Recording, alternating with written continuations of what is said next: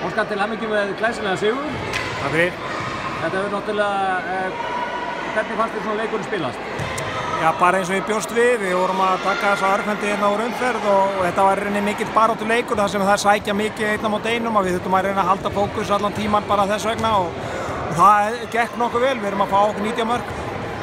Þetta er náttúrulega bara hálfleikur, leikur á morgun. Reiknaðu með öðruvísi leik á morgun? Nei, ég reikna með sama barningnum á morgun. Ég veit ekki hvað það er í handraðanum til viðbótar. Ég hugsa að þessi leikur hafi tekið mikla orku frá báðum liðum. En eiga síður að þá eigum við talsvert inn í sóknarlega. Vorum að spila á köflum ágætlega en það vantaði aðeins upp á færanýtingu og að koma sér kannski, já. Við eigum til dæmis Ramúni alveg inni og fleiri. Þetta gekkur að ná hópnum svona niður eftir svona sigur. Það eru kannski allar í einhverju bleiku skýi eins og er.